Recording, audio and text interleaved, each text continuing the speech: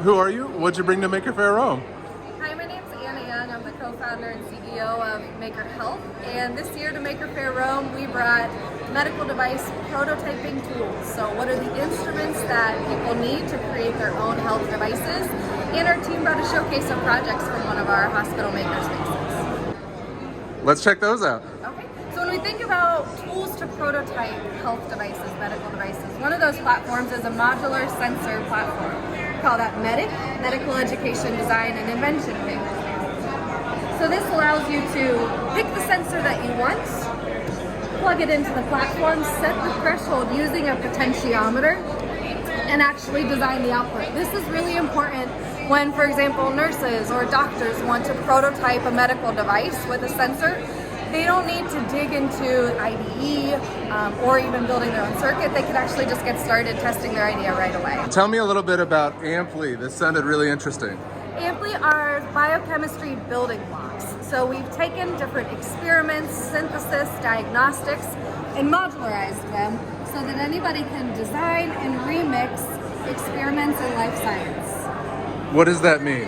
So that means that on a building block like this component right here, you can actually create a lateral flow test.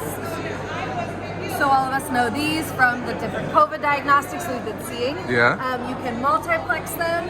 You can actually make your own right here. This is an array, a chemical array, where each individual block has a different chemical on that. You run a fluid sample, let me show you Caleb, a fluid sample right across from here to here, and as the fluid moves from each swatch of paper, it picks up and reacts differently. So your end block will actually have the product that you're trying to create. Interesting. An example of that could be insulin. So really thinking about instead of needing huge biofactories, what if we could all make insulin that we need on a piece of paper? Okay. So what's this thing over here? So we started to ask questions about the science behind how this was working, our reactions on pieces of paper, and why they were faster than what you would see in a test tube, and more versatile. And our next place to explore those experiments is actually space. So we'll be taking Ampli to the International Space Station this spring to really understand what's happening, what are the principles, the physics behind the fluid flow and the reactions on paper. And what does that look like in microgravity? That is really cool. So if somebody's watching this at home, they want to learn more, where can they learn more about the overall, not Ampli, but the overall big, medical hacking kind of stuff that you're doing? Jump on www.makerhealth.co. You'll be able to learn about all the different hospital makerspaces and these tools for creating health devices.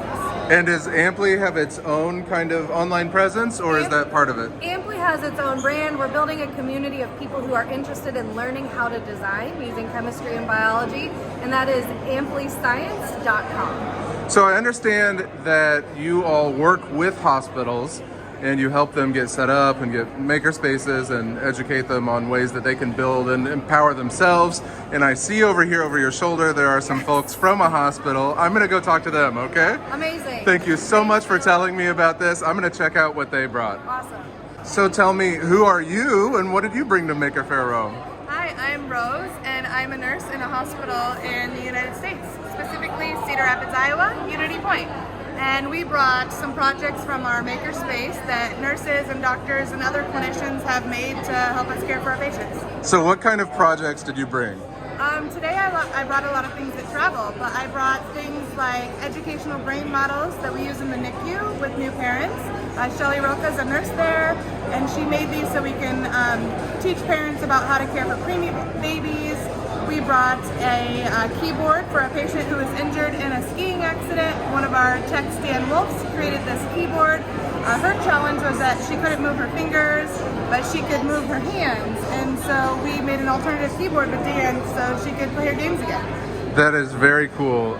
So you kind of already touched on it. I was going to ask, what kinds of ways does a hospital actually use a makerspace? And you've mentioned a few that travel well. What are some things that maybe didn't travel or don't travel? We brought a great video that I tried to translate, but we had one of our flight paramedics. He created a mannequin that can actually, it vomits, which sounds strange, But there's nothing like this on the market, and there's a special technique for emergency professionals that maybe a patient has a bleeding from their throat while you're trying to put in an airway. And to practice that technique, it doesn't exist really, where you would have suction and putting in the tube. So we took an old mannequin and we modified it with a drill pump and put some tubes in it, and we made it basically throw up so we could practice this skill. And now this mannequin travels kind of around our state and area so other clinicians can use it. That is wild. That is so cool. So let's say somebody's watching this video. If they wanted to learn more about your makerspace and some of the stuff you're doing, is there like a website or something they could check Yeah, out? they can check out Unity Point Health Cedar Rapids and look for Generate. That's the name of our makerspace. Awesome. Thank you so much.